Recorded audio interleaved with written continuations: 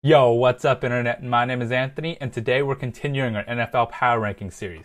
At number 31, we had the San Francisco 49ers. Let's go.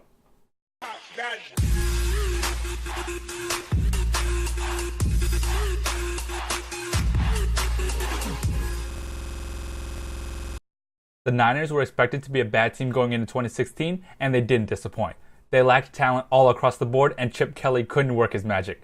Blaine Gabbert and Colin Kaepernick took turns looking like the worst quarterback in the league.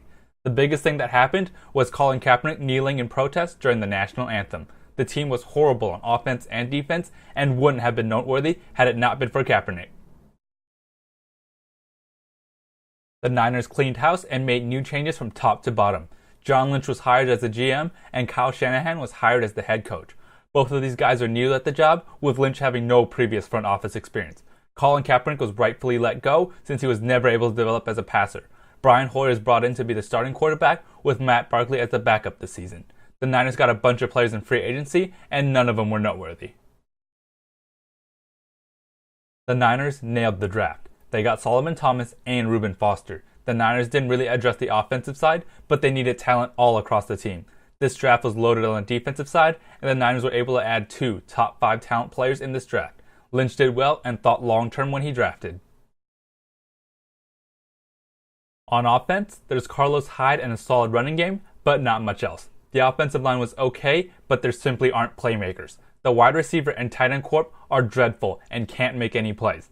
In the draft, they didn't do much to adjust the offense. Carlos Hyde will have to carry the load again on offense this year.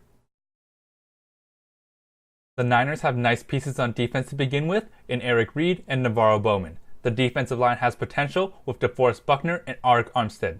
Now, with the additions of Thomas and Foster, the Niners have even more pieces to build with. They're young and will need time to develop. With time, this group has what it takes to be a special defensive unit.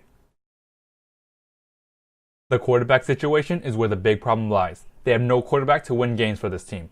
Brian Hoyer is a nice piece and can hold down the fort for now, but to expect him to be a good quarterback and lead is a lot to expect. The Niners expected this heading into this season and are looking for the right piece in next year's quarterback class.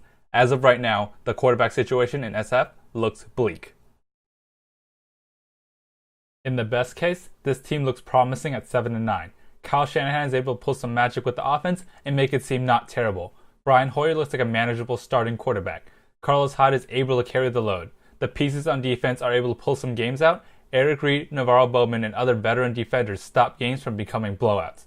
Despite the lack of playmakers, the offense does just enough to win games. The worst case scenario is similar to last year's 2-14 season. The offense looks as anemic as last year with no real explosive plays. The defensive players need more experience and can't stop the opposing offense from getting big plays.